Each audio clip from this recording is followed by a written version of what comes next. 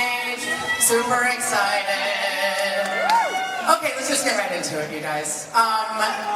Michael, you're the ultimate fan. So how do you go from a kid playing with Godzilla toys to directing a larger-than-life Godzilla movie? And what does that feel like? And are you plotting? What's that last part, sorry? Are you plotting? Am I plotting? You are plotting, freaking out, losing it, sweat balls. I'm still a kid playing with Godzilla toys. Yeah. They're just much bigger, much more expensive Godzilla toys. Seriously. You guys are all now a part of this incredible Godzilla legacy. What did it mean for you to sign on to this movie? Let's just start with Millie. We'll go down the line. Yeah, it was very exciting. Hi, by the way. No, it was very exciting, and to work with such great actors, and Carl, who's not here. You know, it was very fun, and yeah, I was very excited. But it was very nerve-wracking, just because it is such a big franchise and so many before me, probably way before I was even born, so that's scary. So yeah, it's scarier for us. Yeah. So it was very fun though. Yeah. Had you seen any Godzilla movies before you signed on to this? No. Did you dive in once? Yes, I did. I had to. Yeah. How about you, Vera? Yeah, you know, Godzilla was never my jam, but Land of the Lost was. Yeah. And you know, so when I was a kid like this, you know, her age, I would always be daydreaming, like sitting in the parking lot at A&P, looking over at the horizon, thinking about like, oh, what if a mythical prehistoric creature just came my way, and like, how could I convince it not to eat me or charm me? And so, yeah, I've been daydreaming about monsters for a long time, and when someone comes along and says, can I pay you for daydreaming about Raza? I'm like, yeah. I just love that, like teenage Vera is like super intellectual. How would I discuss my demise with this monster in order to persuade it not to charm me? It's like the most intellectual daydreams ever. Well, O'Shea, I understand, like, this is your jam. Right? You were a Godzilla fan and you were a collector? Oh, yeah, for sure. I've been waiting for this movie.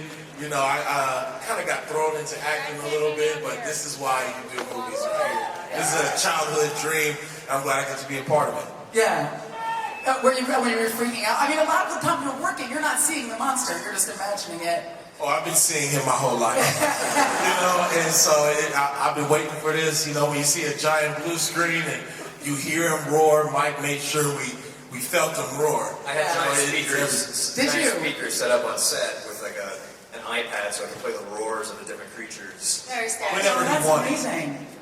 That's super dope. You're just like, rawr. Just like that, yeah. Like it's kind of a sexy. Rawr. Tell us, was this a franchise that you knew well, or was this like a new world for you? I'm not a fan. No,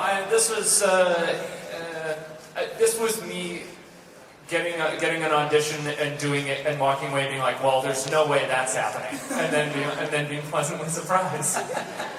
That's awesome. Yeah, it's always a dream when you're a kid looking up and seeing the big movies on that big screen. It's always a dream to kind of be a part of it, and this was the first time for me, so it was totally awesome. So cool. Now, this Godzilla in this movie is the King of the Monsters, but the subtitle is really kind of the movie, right? Because there are a lot of other monsters in this movie. You can't be a King of the Monsters if there aren't any other monsters. So he's matched up against some of the greatest monsters of all time in this film. Is that right? Yeah, it's like the Toho crown jewels. You have Godzilla, Rodan, Mothra, King Ghidorah, and then there might be a few more surprises. Yeah, we've got Dracula, the Mummy, Count Chocula. Yeah. We've got the Soggies from the Captain Crunch commercials. Oh, those guys are jerks. They're such jerks. But they're in the movie, and they are hilarious. Right? And terrifying. Oh, so soggy. Now, Millie, you've obviously worked with monsters before. Yes. In a tiny show, you know.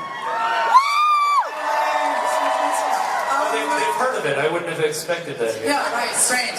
Comic-Con people would know. Pretty strange. Yes, it's very, very strange. And every monster in this movie, I mean, the scope of this movie is so much bigger than those monsters. So how did that feel for you? You know what I mean? You spent some time imagining in your mind these beasts that you're facing, but this is a totally different scale. What was that like for you as an actor? Yeah, it was very different from the Demogorgon. But, you know, I think we already talked about this. Because Eleven has powers, it's a lot less terrifying because she can just hopefully kill them. But yeah, no, this was a much larger scale, and so they were much, like, we had neck problems afterwards because we were always looking up so high. So, yeah, so no, it was a larger scale, quite literally. Yeah, the Demogorgon was just a tiny bit taller than me. Yeah. And then, yeah, Godzilla and all the other monsters were a lot larger. So, yeah. Very, very cool. And also, you couldn't, like, flip them over like a car. Yeah, that too. Yeah, there's also that. Vera and Thomas, you guys are both part of Monarch, and I know you can't talk a lot about the details of this movie, but what can you say about their mission in this film? What can you say? What can they say? I can say that Monarch, which was sort of more crypto, is out. The cat's out of the bag. Mm-hmm. They are not so secretive anymore, and it's their mission to preserve these creatures and to figure them out. And I do play a scientist who's very passionate about doing so, and wants to see if it's possible to peaceably coexist. So essentially, your character in this movie is 13-year-old you trying to reason with the monsters to make sure you don't get charged. Yes. Is that what you're saying? Yes, with several PhDs. Exactly. Yeah. Just a few years later, she's got a few more tools in her pocket. Do you have anything that you want to add to that? Only that at the time of the start of this film, there's a big debate now that, okay, monsters are real, and there's this controlling entity that is supposed to monitor them and keep them in check, and humans are scared of that because they saw in the previous film how cities can be destroyed. It's a bit like when you first figure out, oh, we've got nuclear weapons, now what do we do with them? Should we bury them or use them against everybody? Or are they a resource? Or are they a resource? He says with Michael scientist knows how to eyes. gas. Like a real life to spread them on fields and grow corn. Surprisingly, giant monster poo is it's exceptional as a fertilizer. Right? Yes, the green energy. Yeah. This solves all of our hunger problems. Michael, were you? We edited a lot of those scenes out of Godzilla just having to go to the bathroom, but they were in the script, which I thought was pretty weird. Like, well, it's super authentic though, just like real authenticity. Yeah, they spent like 10 pages Right? describing a big duty. It was very strange. I really hope that there's going to be an extended director's cut where those scenes make it back into the show. Gotta talk to this guy. Yeah, just just the fans want to know. Mike, were you afraid that Sally Hawkins might have had a deeper connection with Godzilla than you? Wow. Given her affinity for creatures. Are we really going there? I didn't write this question. Do it. Sally has a connection to the creatures in this film, different than Shape of Water. I mean, it has to be because mathematically, the way she had a connection with that creature don't work with Godzilla. No. I mean, it would have just been so very badly. I bet the internet would say otherwise. I bet there's something on the internet that would just... Somebody's photoshopping something right now. I bet you the internet will ask him about that. Yes, exactly. Well, Michael, I'm hoping that you might have brought us a little king-size present today. Oh, we did? Wait, did you bring something? Did you bring something? I think we did. Oh, the trailer! Yeah. She's king-size necklace. Do we have... Watch the trailer together? Yo, that was the shit. Oh, amazing, right? So good. It was incredible. Also, Ken Watanabe was in there. What? All right, well, I'm sure our audience has got some questions for you guys after seeing that trailer. So, yeah, say your name and ask your question. Hi, my name's Jeremy. I just want to say, really excited. Like, this is the reason I came to Comic-Con. My question is for Mike. I was just curious, are there going to be any of the classic Ifukube themes anywhere throughout the film?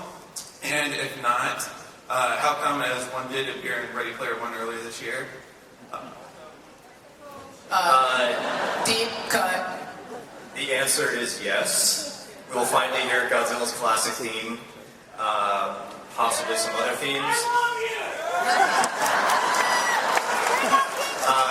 And our composer is Bear McCreary, who did Battlestar Galactica and 10 Cloverfield thing. So yes, finally we are going to hear Godzilla's classic themes.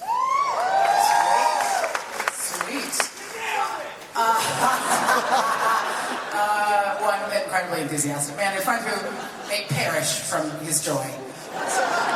Calling 911. Well, everybody, Godzilla. Godzilla King of the Monsters starts in the theaters on May 31st, 2019. But before then, let's hear a huge roar, especially out of that guy right there, for the